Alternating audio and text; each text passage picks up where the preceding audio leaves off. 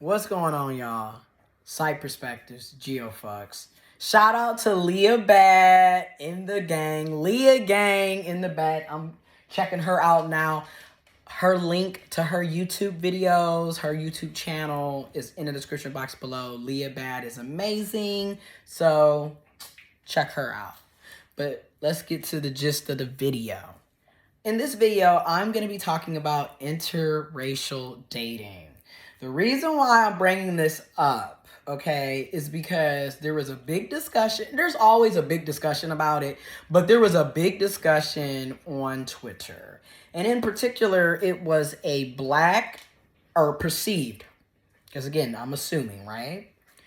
A perceived black, cisgendered, LGBT, gay, queer man who retweeted a picture of, I forget his name, information will be in the description box below, but he's a black, cisgendered, out gay black male who plays college football. And his partner is white, and not only white, but significantly older than him. So there was a lot of commotion going on Twitter about this. And people, the black cis gay man that shared the tweet was basically saying how, it's ridiculous how much y'all hate yourselves. Y'all only get with white men. Y'all never can get somebody that's also black. So the same stuff that black cisgendered heterosexual women have been complaining about black cisgendered heterosexual men is also with black cis gay bi pan queer men when they're also trying to get with other black men. So, everybody has different views. Some people have no problem with interracial dating. Some people have problems with interracial dating. And then there's many reasons why they have problems. Some of it really is just you're a racist. You know what I'm saying? And then other times it really is a fetish. Like, let's be real. A lot of times, let's just take it there, right? A lot of times when you're a part of a marginalized community, you do end up being fetishized and sexualized. I mean, think about it. For the longest, the stereotypes, the myths and assumptions was, black men have big penises, they're aggressive, they're tall, muscular, they're horny, they're sexually prowess. These were the assumptions. These were the stereotypes. These were the myths. These were all based off of racism, okay, and anti-blackness, okay? And then the same thing was said about black women, right? They're promiscuous, they're sexual, they're only here for sex. And because they're promiscuous and because they're only here for sex, and at the time, right, we were enslaving human beings, they weren't even seen as humans. Literally, we were viewed as 3/5 human back then, right? So, yeah, they used that to justify the rape of a lot of women in slavery. All right? So, again, a lot of times the fetishizing is an issue. We have to just keep it real. Like, you do have white people who go out of their way to get with black people and brown people and Asian and Hispanic and Latino and indigenous and so forth, only because you are a person of color or you are an ethnic minority. Like, let's just be real. And then there are people out there in the white community that sexualize and automatically think, he gonna have a big dick, or she gonna be loose, or they gonna be ready to bust it while they don't care, they horny, blah, blah, blah. And then there's also, like, a weird part where it also becomes, like, commercialized fetishism. And what I mean by that is you will have people who get with a person. So in this situation, you will get a white person who gets with a black person, and then all of a sudden they're wearing Black Lives Matter outfits 24/7. You know what I mean? Like, they're wearing dashiki, they're at Juneteenth, they're going all the way out. And then it really kind of is like, okay, is this because you genuinely are invested in the culture, you believe the message, you believe justice equal, Black Lives Matter? Or is this just because you're dating a black person and you think this is what's going to make you look like you're, like sometimes that is true. That is very true. So I'm not going to say I don't get the other side, okay, and the other perspectives. I'm not going to say that. It's been 5 minutes. It's time to light.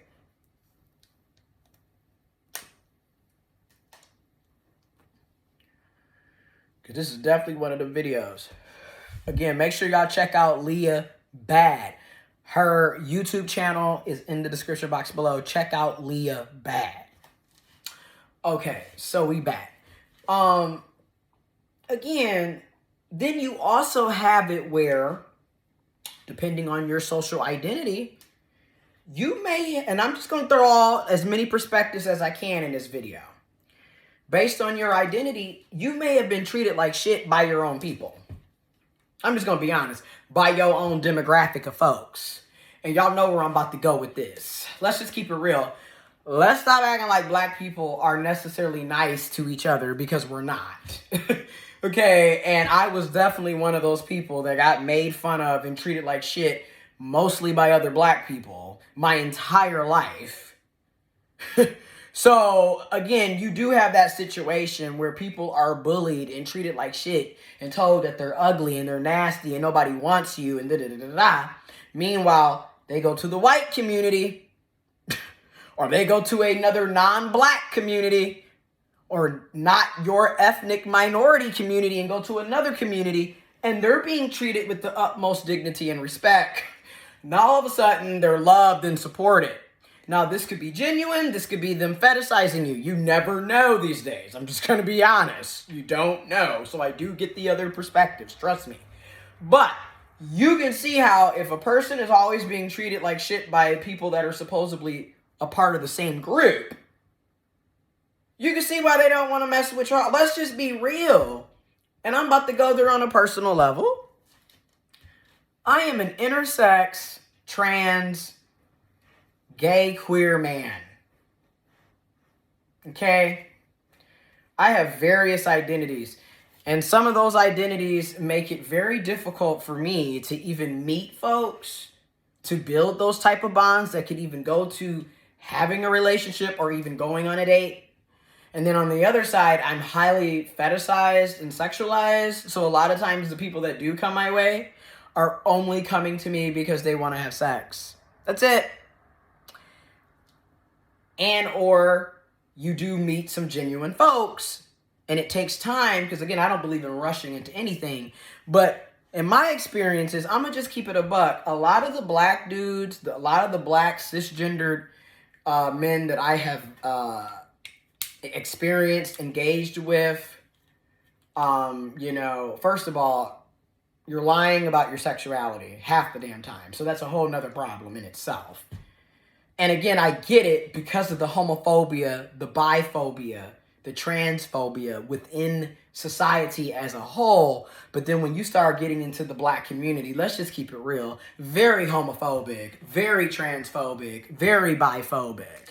I mean, really, you take away racism being the forefront of the Republican conservative movement, in my opinion. But anyways, if you took racism out of the bit, a lot of black folks would be voting for Republicans. Let's just be real, because a lot of black folks are just as conservative, just as close-minded as the white people that they complain about. The only issue that they have is the racism part. They don't care about you being homophobic and transphobic. They don't care about you not really liking women and wanting women to have rights.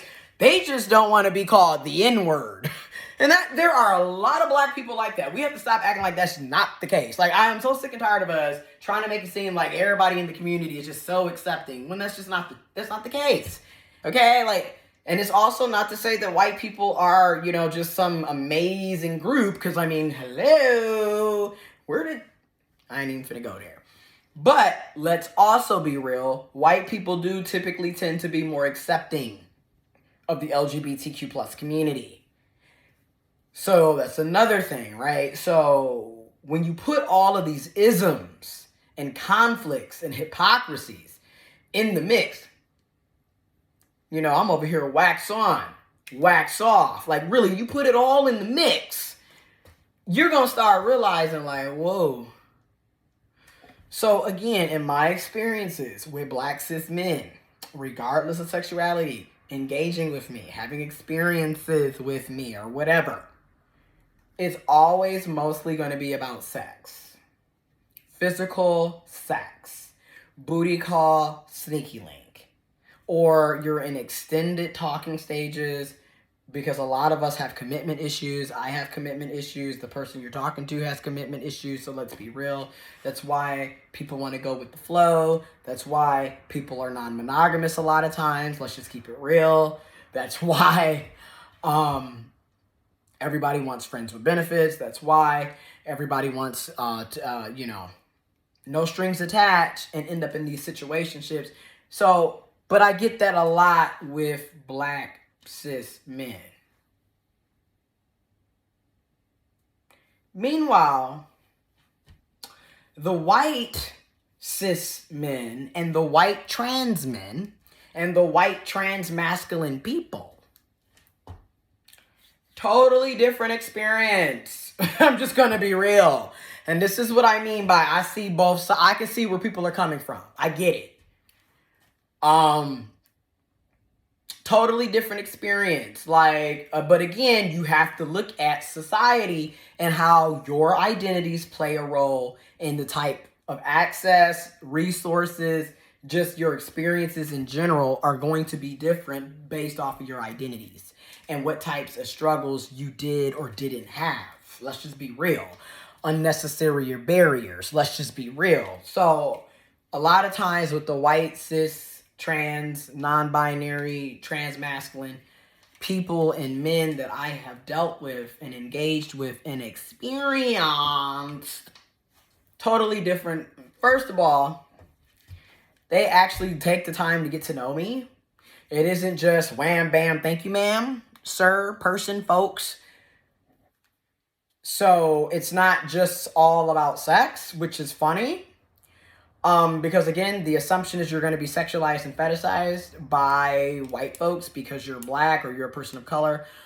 But what I've experienced is like just cis people in general are going to sexualize and fetishize trans people. So it doesn't really matter what the person's race, gender, sexuality is. If they're cis and they're dealing with a trans person or a person under the trans umbrella, intersex, non-binary, trans masculine, trans feminine, what have you. A lot of times we're sexualized by cis folks. It is what it is, right? Like, so, but now, have I dealt with sexualization and fetishization dealing with white people? Yes, I have. I'm not going to sit up here and say I haven't. I have. But when I look at going on dates and actually being wined and dined and having my feelings reciprocated and communication really being open flowing and like you're not just going with the flow, like there's actual communication on what that person is expecting, what you're expecting, what you both want to have with each other. It's a total, like, they're cooking dinner, like we're going out to eat, we're going to the movies, we're actually doing things. And then, like, we're getting to know each other. It's not just about, I'll hit you up at 1 o'clock at night. Like, so I'm just being real. Like, if I'm going to look at it from that standpoint, I have better opportunities to be treated like a human being from non-black men. I'm just going to be real. And it's unfortunate, but that's been my experience.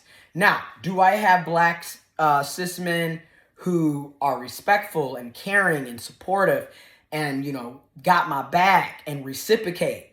Yes, I do. I do. But they're like platonic.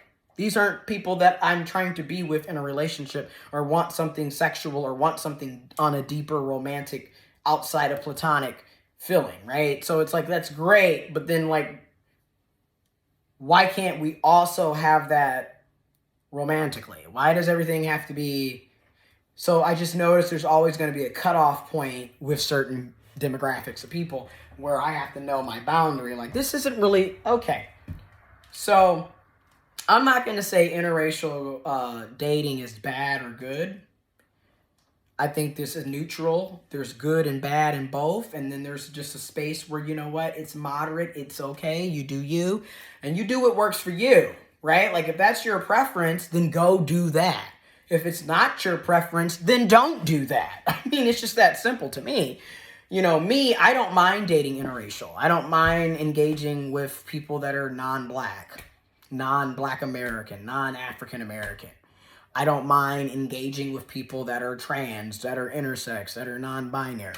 I don't just talk to cisgendered people. I don't just talk, you know what I mean? Like I really like, hey, if I feel like we have a connection, it's mutual, it's respected, we're communicating, we're vibing, hey, then maybe.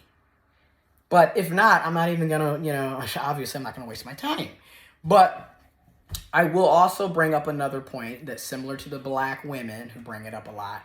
You'll have these very successful, professional, you know, well off, quote unquote, high value, quote unquote, decent black men who, once they get to that level, they don't want to engage with anybody black and they go get them somebody that's non-black, typically a white person, and then everyone's like, oh my God, so why can't you build with another black person? Why can't y'all be a power couple with another black person? And again, it's that person's preference.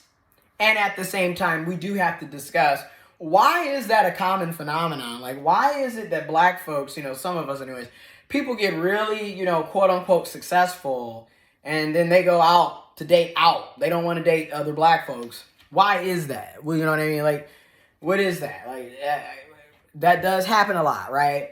And you got to be real. If y'all want to talk about gold diggers, you know me, I'm gonna talk my. Y'all want to talk about gold diggers? It's really Timothy and Becky.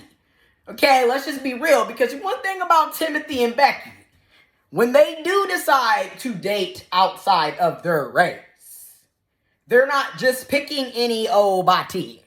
One thing about them, they will go get them a well-off black man in a minute, or a well-off black woman in a minute, okay? And in many cases, ruin their life and take the bag. Like I said, if you really want to know who the real gold digger is, in my opinion, I'm just being real. We are in our last days, pandemic, recession, potential real war, potential civil war. Hey, use your First Amendment right while you can. Freedom of speech while you can.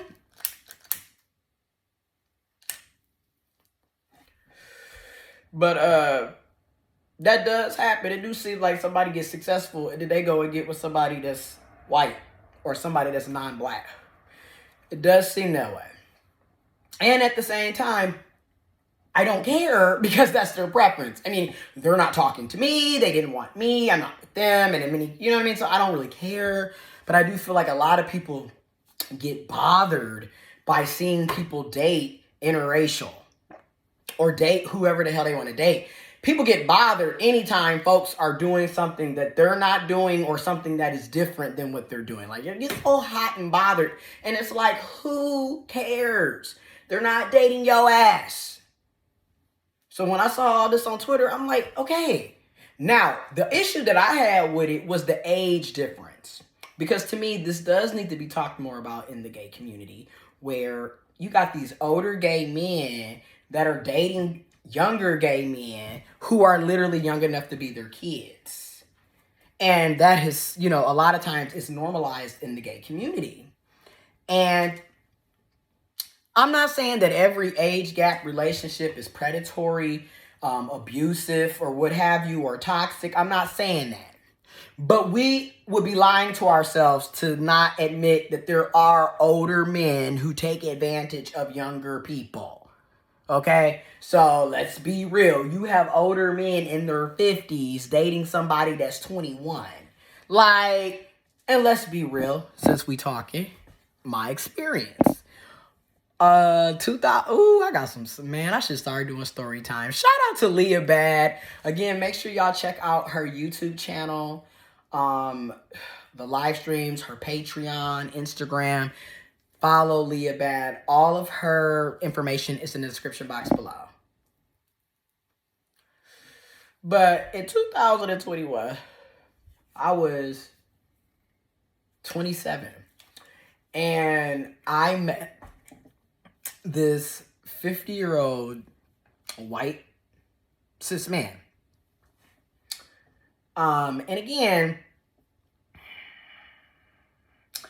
it really was almost like your typical, like, this is the stereotype of he got money and he sees you just being this younger whatever, and it may be because they're sexualizing, fetishizing, and it may be because they got a genuine interest. You never know.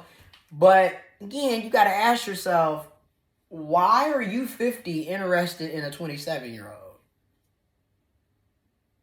Like, somewhere down the line, I'm like, you 23 years older than that person. Don't that kind of just seem just a bit...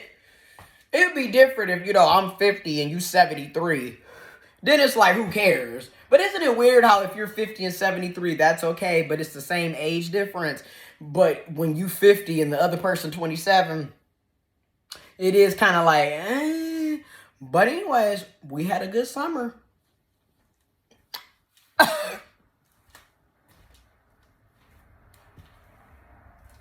I got some stories. Anyway, so it is kind of like, what is that? You feel me? But that was my main issue, was the age gap. Because it was kind of like, wait a minute. He what? 18, 19, you what? Oh, wait.